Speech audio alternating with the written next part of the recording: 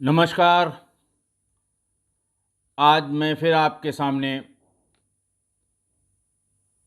पुरानी घटनाएँ जिसका जो जो ये सीज़न में मैंने शुरू किया है, वैसी ही एक पुरानी घटना लेकर आया हूँ। वाक़या जनपद लखनऊ का है, जहाँ पर मैं सीओ महानगर था और थाना है इंदिरा नगर। तारीख़ थी 5 फरवरी 1996। इंदिरा नगर में एक मोहल्ला है लक्ष्मणपुरी। वहाँ पर सुरभि फाइनेंस कंपनी का एक ऑफ़िस था, एक बड़ा-सा मकान था। नीचे और फर्स्ट फ्लोर में ऑफ़िस था, उसके ऊपर रेज़िडेंस था, रेज़िडेंस जैसा था जिसमें कुछ लोग रहा करते थे। उसके बड़े-बड़े बोर्ड, उसकी तमाम स्कीम्स, कुछ उसमें पेड़-पौधों से संबंधित थी, कुछ अदरवाइज़ थी। इनके बड़े-बड़े बोर्ड सामने की तरफ लगे हुए थे। एसएसपी का स्क्वाड, उस समय एसएसपी का स्क्वाड होता था, एसपी सिटी का होता था। एसओजी उस समय थी नहीं, लोकल नाम से लोग एसओजी कहते थे। क्राइम ब्रांच और सर्विलांस की टीम नहीं होती थी। तो एक एसएसपी का स्क्वाड होता था जिसका उपयोग एसएसपी साहब किसी गंभीर घटना का अनावरण करने में, या उनको कोई अगर फर्स्ट हैंड इन्फॉर्मेशन आती है और वो चाहते हैं कि इस घटना के बारे में लोकल थाने को न पता लगे, तो अपने स्क्वाड को भेजकर वो घटना की जांच कराते थे। किसी को अरेस्ट कराना हो तो अरेस्ट कराते थे, या विवेचना में कोई सहयोग किसी जगह मिलना होता था तो वो उनके ही निर्देश पे काम करती थी एसएसपी स्क्वाड। वहां एसएसपी का स्क्वाड घुस गया, स्कीम्स के बारे में पूछने लगा। आपकी कौन कौन सी प्रसिद्ध स्कीम है, आपने अब तक कितने लोगों का पैसा जमा किया है, उनकी संख्या बताइए, कितना पैसा जमा किया है, कौन सी स्कीम मैच्योर हो गई है, मैच्योर होने के बाद आपको कितना पैसा देना था और आपने कितना पैसा अब तक दिया। इस तरह की सूचनाएं वो सबसे कह दिया कि सब कोई इस समय कंप्यूटर पे काम नहीं करेगा, कोई कोई चीज़ डिलीट नहीं करेगा। वैसे भी कंप्यूटर की संख्या उस समय बहुत कम थी। इस टीम का नेतृत्व एएसपी श्री जयनारायण सिंह साहब कर रहे थे। वो उनकी पहली पोस्टिंग थी, आईपीएस थे 1994 बैच के। बात है 5 फरवरी 1996 की। आप समझ सकते हैं कि वो ट्रेनिंग के बाद निकले थे, ट्रेनिंग कंप्लीट की थी फील्ड की, और पहली पोस्टिंग में जुम्मा जुम्मा 4 दिन उनको पुलिस में आए हुए हुआ था। आज की तारीख में वो एडीजी पुलिस एकेडमी मुरादाबाद हैं। इसके पहले वो ADG Gorakhpur, ADG Kanpur, SSP Meerut, SSP Ghaziabad, बहुत जगह रहे हैं। काफ़ी तेज़ तर्रार और नए यंग आईपीएस अफसर थे। ये सब खोजबीन चल ही रही थी कि ऊपर वाले फ्लोर से अचानक कंपनी के मालिक अमल कुमार चटर्जी आ गए। एएसपी साहब ने उनसे पूछताछ की कि भाई आपकी कंपनी उन कहाँ कब रजिस्टर्ड हुई, रजिस्ट्रेशन के पेपर्स लाइए, कितनी स्कीम करंटली चल रही हैं, कितनी बंद हो गई हैं, किन किन स्कीम्स का कितना पैसा अब तक आपकी कंपनी में लोगों ने लगाया है, जिन लोगों ने लगाया है उनकी कुल संख्या क्या है। इस तरह के कई सवाल जब एएसपी साहब ने पूछे, उनके साथ जो लोग थे उन्होंने पूछे, और उन्होंने बताया कि साहब कुछ डॉक्यूमेंट्स हम यहाँ नीचे हैं वो इकट्ठा कर रहे हैं। इसी बीच में अमल ने कहा कि ठीक है, कंपनी के रजिस्ट्रेशन के पेपर्स हमारे पास ऊपर हैं, मैं अभी लेकर आता हूँ। ये कह के अमल चटर्जी ऊपर चले गए। उनको ये भी कहा गया कि आप लोगों का पैसा वापस नहीं कर रहे हैं। उसने पूछा भाई कैसे आप आ गए, क्या बात है, किस तरह की शिकायत है, कागज़ दिखाइए। मतलब शिकायतकर्ता ने अगर किसी का नाम है तो बताइए, या अगर उसने कोई एप्लीकेशन दी है तो उसको दिखाइए। उन्होंने कहा इससे आपसे कोई मतलब नहीं। शिकायत है जिनका, जो आपके यहाँ पॉलिसी जिन्होंने ली है, पैसा मैच्योर हो गया, आप उनका पैसा वापस नहीं कर रहे हैं। एक दिन आप ताला बंद करके चले जाएंगे और ये निवेशक जितने हैं कई हज़ार, ये दर दर भटकेंगे, पुलिस का घेराव करेंगे, पुलिस एफआईआर करेगी, विवेचना के लिए आप लोगों को ढूंढना शुरू करेगी, ना आप मिलेंगे ना आपके कर्मचारी मिलेंगे। पुलिस के लिए बहुत बड़ा सरदर्द उस समय था जब फाइनेंस कंपनियां एक एक करके भाग रही थी। उसने कहा नहीं नहीं साहब, मैं अभी रजिस्ट्रेशन के पेपर लाता हूँ, मैंने प्रॉपरली अपना रजिस्टर्ड करा रखा है। उनका रजिस्टर्ड सब थी जो जितनी यहाँ से पैसा लेकर भाग गई। खैर बाकी के जो स्क्वाड के लोग थे वो अपने काम में बिजी रहे। रजिस्टर्स बड़े बड़े थे, उनको एक एक करके निकाल के उन्हें बाहर की तरफ रखना कि इनको सबको थाने पर ले चलना है, इनकी जांच करनी है। वो सब इकट्ठा कर रहे थे, तब तक काफ़ी टाइम हो गया और ये पूछा गया कि भाई ये मालिक कहाँ चले गए? कागज़ लेने गए थे, अभी तक लौट के नहीं आए। स्क्वाड में से ही 2-3 सिपाही ऊपर गए और पूरा फ्लोर ऊपर तक सब झाँक कर चले आए। उन्होंने कहा साहब वहाँ तो कहीं नहीं है, सारे कमरे खुले हुए हैं, सिर्फ एक कमरा है जो बंद है, छोटा कमरा है वो बंद है। एएसपी साहब का माथा ठनका। उनका पहला काम ये करिए कि हमारे पास तो 5-6 लोग ही हैं, आप थाने पर वायरलेस करिए, थाना गाज़ीपुर लगता है, और उनसे कहिए कि फोर्स यहाँ पर भेज दें। मकान को चारों तरफ से उसकी निगरानी करिए ताकि वो यहाँ से निकल कर भाग ना पाए, क्योंकि यही कह के एसएसपी साहब ने भेजा है कि सरप्राइज़ रेड करिए जिससे आपको मुलजिम, जिससे आपको उसका मालिक या जो उसके संचालक हैं वो मिल जाएं।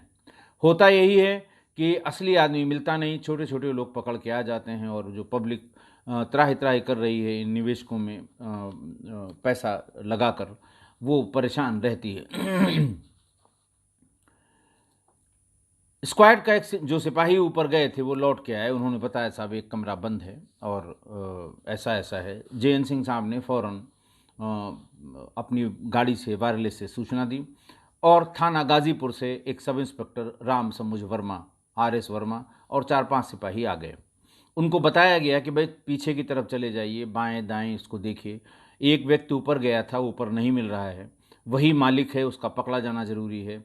उसी उसी से क्लैरिफाई होगा कि कितने स्कीम्स थी, कितना पैसा लिया था और किसका पैसा क्यों वापस नहीं कर रहा है। राम समुद्र वर्मा अपना चारों तरफ से घूम के आए और उन्होंने कहा कि सर देखिए बाहर निकलने का तो कोई रास्ता नहीं है, पीछे से न कोई ऐसा छज्जा है कि कोई कूद के निकल जाए, न पीछे ऐसा कोई दरवाज़ा है कि उसको खोल कर कोई निकल जाए, तो पीछे तो आने जाने के सारे रास्ते बंद हैं और वो आदमी अगर ऊपर गया है तो ऊपर ही कहीं होगा, उसके बाहर जाने का सवाल ही नहीं उठता। इतना कहने पे उन्होंने कहा बात ठीक कह रहे हो, अगर ऐसी बात है तो सभी लोग मिल के पहले उन्होंने नीचे के सारे फ्लोर्स में जितने कमरे थे, जितने हॉल थे, जो ऑफिस का इलाका था, बाथरूम और ये सब चीज़ें देख ली, उसमें कहीं नहीं मिला। ये हुआ कि साहब अब ये 100% ऊपर ही है। सारी फोर्स को इकट्ठा करके एएसपी जेएन सिंह, राम समुझ वर्मा, सब इंस्पेक्टर, सिपाही और स्क्वाड के कुछ लोग जैसे ही साइड में जीना बना हुआ था जहाँ पार्किंग की जाती है, उससे जैसे ही ऊपर चढ़ने लगे वैसे ही एक फायर की ज़बरदस्त आवाज़ आई और एएसपी जनरायन सिंह के बगल में चल रहे दरोगा राम समुझ वर्मा का सिर चीथड़ा चीथड़ा हो गया। वो वहीं पर मौके पर गिरे और मर गए। गोली लगते देख वहाँ जितने लोग थे सब भाग खड़े हुए। थोड़ी देर में जनरायन सिंह ने फिर कंट्रोल रूम को बताया कि आसपास के थानों की फोर्स मंगाई जाए, लगता है भीतर बदमाश थे और उनकी गोली से हमारे सब इंस्पेक्टर की मृत्यु हो गई है, मौके पर पड़ी है। जैसे ही वायरलेस पर ये मोबाइल थे नहीं, किसी और को सूचना मिलती, वायरलेस पे जैसे ही ये सूचना मिली वैसे ही आसपास के सभी थानों के, मैं भी महानगर में सीओ था, मेरे ठीक बगल का थाना था इंदिरा नगर, मैं भी भाग के पहुंचा। उधर सीओ गोमती नगर आ गए, इंस्पेक्टर ये सीओ हजरतगंज भी भाग के आ गए, एसपी ट्रांसगोमती भी आ गए, सारे लोग आ गए, इकट्ठा हो गए। इस बीच में जब तक ये लोग आते और पहुंचते, फोर्स जो ऊपर जा रही थी, जब फोर्स काफ़ी इकट्ठा हो गई तो उन्होंने कहा ऊपर सब लोग चलिए और जितने खाली कमरे थे उनको छोड़ के बंद कमरे की तरफ कंसंट्रेट किया जाए। यही किया उन लोगों ने। बंद कमरे का दरवाज़ा तोड़ा, भीतर अमल कुमार चटर्जी अपनी एक 315 बोर की राइफल के साथ मौजूद था। उसे फौरन पकड़ लिया, राइफल उससे छीन ली।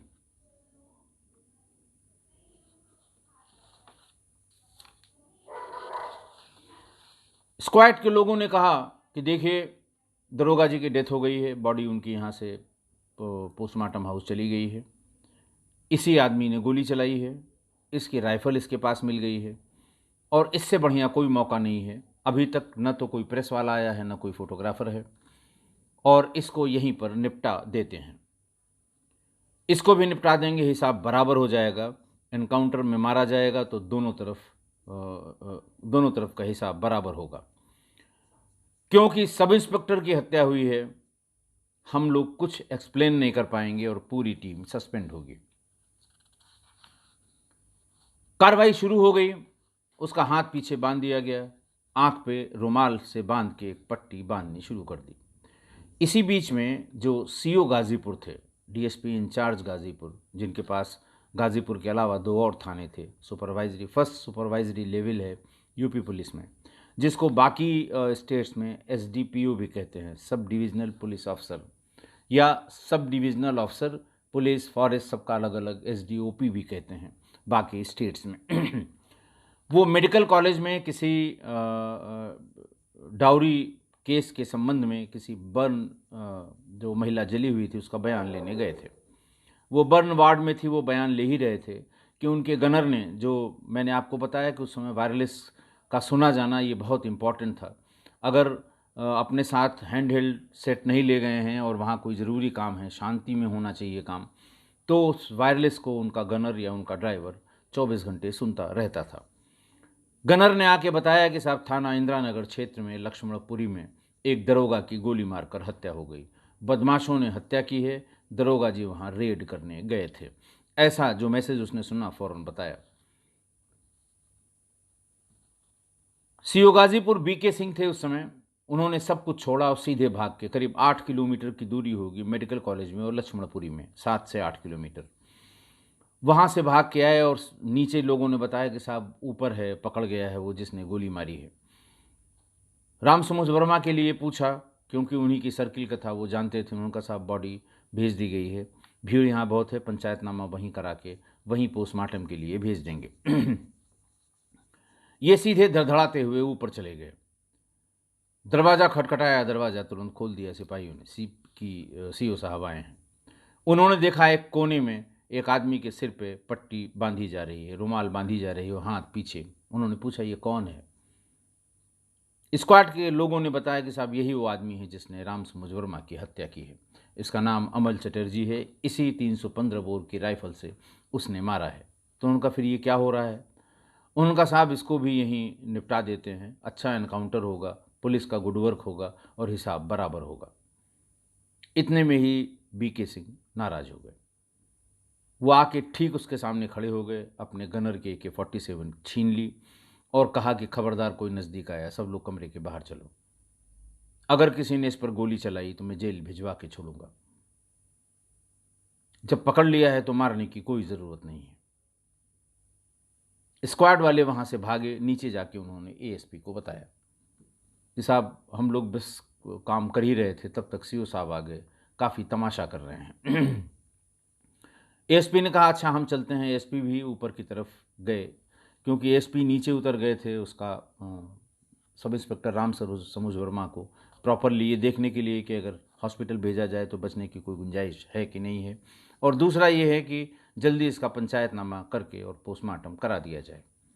वो ऊपर की तरफ भागे। इस बीच में सीओ वीके सिंह ने उसका हाथ खुलवा दिया, आँख की पट्टी खुलवा दी और उसको लेके बाहर, कमरे के बाहर सीढ़ियों से उतरने के लिए आ गए।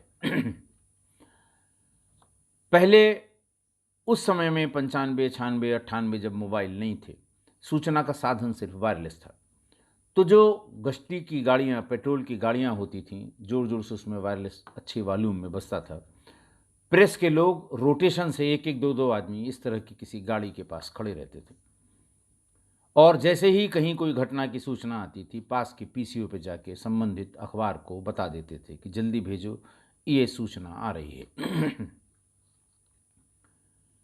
रिपोर्टर्स को ये निर्देश थे कि आप हर घंटे में किसी PCO से अपने ऑफिस को संपर्क करते रहेंगे, क्योंकि ऑफिस में जो सूचना आएगी उसी सूचना पर आपको फौरन पहुंचना है। खैर वहाँ पे 15-20 प्रेस के फोटोग्राफर तब तक आ गए थे। सूचना मिल गई कि साहब गोली चली, बदमाशों ने दरोगा की हत्या कर दी, दरोगा को गोली लगी। प्रेस रिपोर्टर बाहर, अच्छा प्रेस रिपोर्टर तो बाद में आते थे, फ़ोटो के चक्कर में बहुत बड़ी फौज थी लखनऊ में प्रेस फोटोग्राफर्स की, बहुत नामी प्रेस फोटोग्राफर भी हुआ करते थे, और वो इतनी जल्दी मौके पर पहुंचते थे कि कोई चीज़ छूट न जाए। और हर एंगल से फ़ोटोग्राफ निकालना ये उनका धर्म था। पहले उस समय रील वाली फ़ोटोग्राफ चलती थी। 2000 के बाद फिर ये डिजिटल फ़ोटोग्राफ ये लोग लेने लगे, इसलिए ज़्यादा फ़ोटो नहीं लेनी होती थी, 2, 4, 6 ही लेनी होती थी और क्वालिटी फ़ोटोग्राफ लेते थे। ऊपर से अमल कुमार चटर्जी को सीओबी केसिंग लेकर नीचे आने लगे और नीचे खड़े फोटोग्राफर्स ने दनादन सारे स्नैप्स निकाल लिए। इसी बीच में ऊपर पहुंच गए जयनारायण सिंह साहब जो एएसपी थे। उन्होंने सीओ से कहा कि अरे इसको कमरे में ले चलो भाई, बाहर बहुत भीड़ है, लोग वहाँ खड़े हुए हैं, अभी कोई कुछ कर देगा। तो उसने कहा साहब देखिए अब कुछ कोई नहीं करेगा और ना कुछ हम किसी को करने देंगे। 150 फोटोग्राफ इसकी खिंच चुकी है, अगर इसमें अब किसी ने कुछ किया तो सारे लोग जेल जाएंगे। अब ऐसी बात उन्होंने कह दी कि जैन सिंह साहब की भी कुछ बहुत समझ में नहीं आया। मैंने बताया कि जुम्मा 4 दिन की उनकी नौकरी हुई थी। बहुत ज़्यादा टेक्निकल डिटेल्स क्या होता है, कैसे होता है, एनकाउंटर क्यों हुआ, कैसे हुआ, ये सब उनको बहुत पता नहीं था। उन्होंने फ़ौरन बात उनकी मान ली और वो उस अमल कुमार चटर्जी को लेके नीचे आ गए। सीओ साहब ने उसको एक पुलिस की गाड़ी में बिठाया, आगे पीछे पुलिस की गाड़ियाँ लगाईं और उसे गाज़ीपुर थाने में हवालात में बंद करने के निर्देश दे के उसे रवाना कर दिया।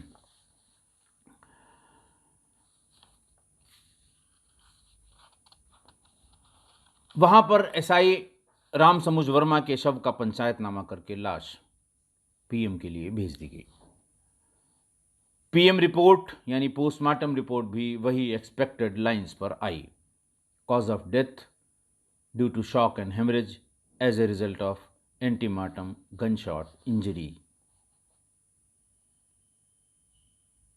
बॉडी वहां से उनके परिजन, पुलिस के आरआई और बड़ी संख्या में पुलिस वाले उसको लेकर आए। उसे पुलिस लाइन के प्रांगण में अंतिम विदाई सलामी देने के लिए, पुलिस में एक रैतिक परेड होती है, कोई शहीद होता है उसके मरने पर एक रैतिक परेड की जाती है, उसमें प्रॉपर गार्ड उनको सलामी देता है और फिर उनको पुलिस की गाड़ी से ही उनके गृह जनपद के लिए विदा किया जाता है। पूरा पुलिस लाइन का पूरा महकमा सारे वहाँ पर टूट पड़े, क्या औरत, क्या बच्चे, क्या सिपाही, क्या दरोगा, क्या इंस्पेक्टर, जो लोग भी थे, जहाँ सबको पता था कि अभी पुलिस लाइन में सलामी होगी, सभी लोग वहाँ पर आकर इकट्ठा हो गए। वरिष्ठ अधिकारी भी सब लोग गए, सब लोगों ने रीत चढ़ाई उसके ऊपर और फिर जो प्राइवेट लोग थे उन्होंने, उनके परिवार के थे, उन्होंने भी उस पर पुष्प अर्पित किए और फिर बॉडी को वहाँ सरकारी गाड़ी में, पुलिस की गाड़ी में बिठा के उनके गृह जनपद जौनपुर, गोरखपुर के लिए रवाना कर दिया गया। लेकिन पुलिस लाइन में उस समय पुलिसकर्मियों में गुस्सा अपने उबाल पर था, वो किसी अधिकारी को देखना नहीं चाह रहे थे। इधर शव लेकर पुलिस लाइन की गाड़ी उसके गृह जनपद के लिए रवाना हुई और उधर सारे सिपाही इकट्ठा होकर अमल कुमार चटर्जी के उसी घर में पहुंच गए जहां पर राम समुज वर्मा की हत्या हुई थी। वहां उन्होंने भीषण पथराव किया, सारे शीशे, सारी लाइट, खिड़की, दरवाजे तोड़ दिए। घर के भीतर जो महिलाएं और लड़कियां थीं उनके साथ मारपीट की, अभद्रता की। उस दिन और सवेरे पुलिस लाइन की मेस बंद कर दी गई और किसी ने खाना मेस में नहीं खाया। ये एक विरोध का प्रतीक है, क्योंकि पुलिस में हड़ताल की कोई परंपरा नहीं है, कम से कम यूपी पुलिस में, तो इसलिए विरोध जताने का ये तरीका है कि साहब हम खाना नहीं खाएंगे।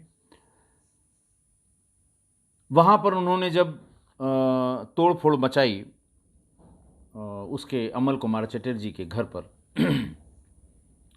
तो ये बात बहुत गंभीर होती चली गई। आरोप ये था कि जब दरोगा मारा गया था तुरंत 10 मिनट बाद ये आरोपी पकड़ गया था, तो इसका एनकाउंटर क्यों नहीं किया गया। गाजीपुर थाने का आरोप था कि हमारे थाना क्षेत्र में ऑपरेशन स्क्वाड के लोग कर रहे थे, एसएसपी स्क्वाड के, हमको कॉन्फिडेंस में नहीं लिया। जब बात बिगड़ने लगी तब वायरलेस से फ़ोन करके बुलाया गया।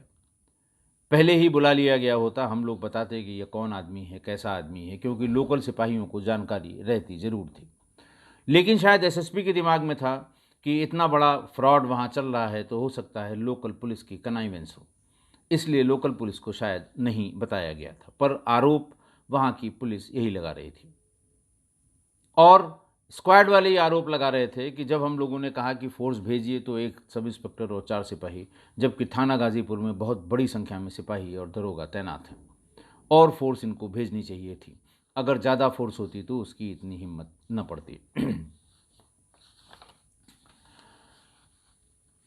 पुलिस का ये रौद्र रूप देख के खाना नहीं खाना, मेस बंद कर देना, अभियुक्त के घर पे चढ़ के उसके महिलाओं बच्चों के साथ अभद्रता करना, पथराव करना, ये देख के बहुत ही सीरियसली इसको लिया गया कि साहब ये तो पुलिस विद्रोह की तरफ बढ़ रही है। उस समय के डीजीपी स्वर्गीय श्री गिरीश बिहारी सक्सेना साहब ने फ़ौरन सीनियर अफसर्स की शाम को ही मीटिंग बुलाई। एसएसपी बुलाए गए, एसपी सिटी बुलाए गए, टीआईजी रेंज और आईजी जोन भी बुलाए गए और सबको बहुत फटकारा कि ये क्या तमाशा है। सीनियर अफसर्स को इसको मैनेज करना चाहिए था, डील करना चाहिए था। क्यों इतना गुस्सा हुआ और क्यों वहाँ पे फोर्स नहीं रखी गई थी कि बच्चों और लड़कियों के साथ वहाँ पर सिपाहियों ने अभद्रता की? क्यों पथराव हुआ? कानून देखेगा, कौन हम कौन होते हैं पनिशमेंट देने वाले? इस तरह की बात उन्होंने उस डांट फटकार में कही। वहाँ से लौटने के बाद सबको बुलाया गया कि घटना हुई कैसे। सभी लोग गए, मैं भी था, एएसपी साहब भी थे, स्क्वाड के लोग भी थे, पुलिस थाने के लोग भी थे कि हुई कैसे। तो उससे ये पता लगा कि ये घटना एसएसपी साहब के पास कुछ लोग, वो मैं बात बताऊंगा। पहले तो ये कि इस आज जब विवेचना वहाँ पर जब इसका विश्लेषण शुरू हुआ, नीर छीर विश्लेषण शुरू हुआ कि घटना हुई कैसे, तो उसमें ये बात निकल के आई कि अमल कुमार चटर्जी का बहुत बड़ा आपराधिक इतिहास है। गोरखपुर का जो गैंगवार है वीरेन शाही और हरशंकर तिवारी जी के बीच में, उस गैंगवार का ये भी हिस्सा रहा है, गैंग का रजिस्टर्ड मेंबर रहा है और हत्या के कई एक मुकदमे अमल कुमार चटर्जी पर पहले से ही दर्ज हैं।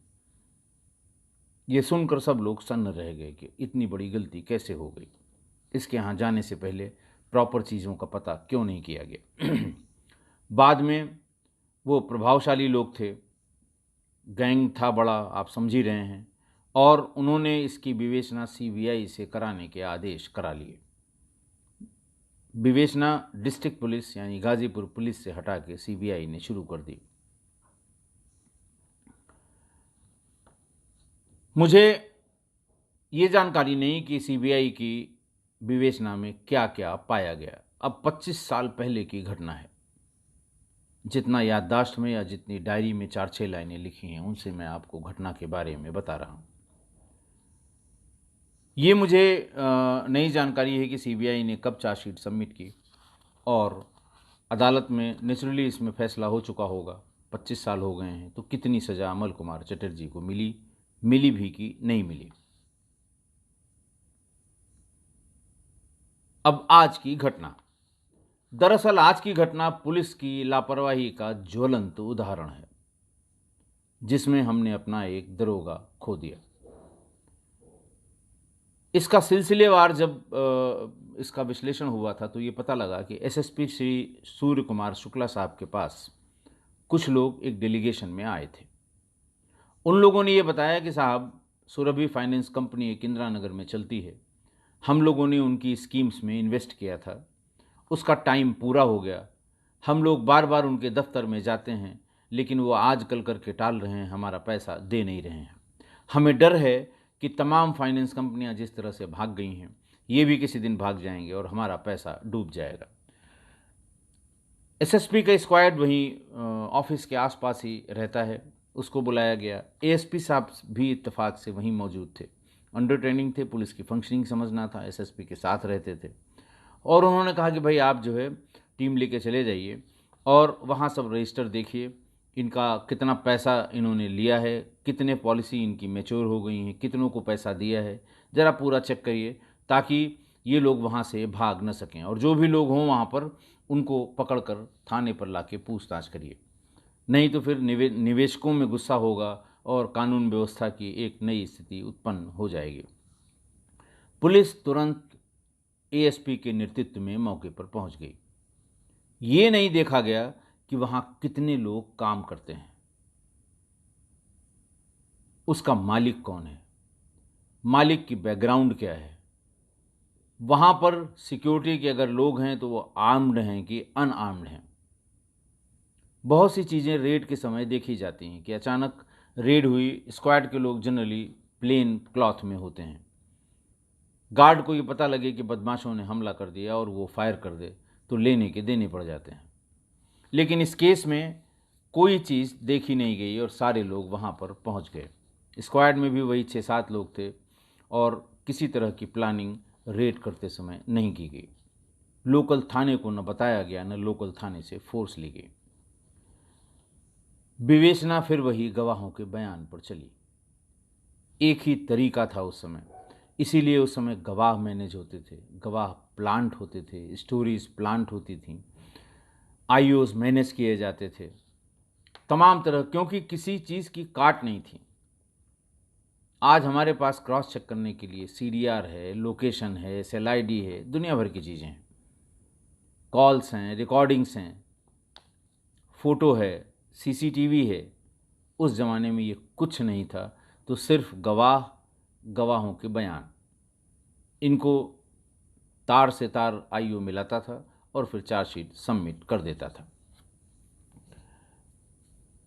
उस समय भी थाना गाजीपुर से जब ये विवेचना CBI को चली गई, जिला पुलिस से कोई मतलब नहीं था, तो चार्जशीट लग चुकी थी, अमल कुमार चटर्जी को जेल भेजा जा चुका था। CBI ने नए सिरे से विवेचना शुरू की। CBI ने भी चार्जशीट लगाई ही होगी, क्योंकि इसमें ऐसा नहीं हो सकता कि उसमें फाइनल रिपोर्ट लगा दी जाए। सबके सामने की घटना है, सारा प्रेस मौजूद था। दरोगा को गोली लगी थी, वो राइफ़ल बरामद हुई थी, उसका फॉरेंसिक टेस्ट हुआ था, बैलिस्टिक एक्सपर्ट से दिखवाया गया था, सब कुछ ठीक था, इसलिए फाइनल रिपोर्ट लगने का प्रश्न नहीं उठता।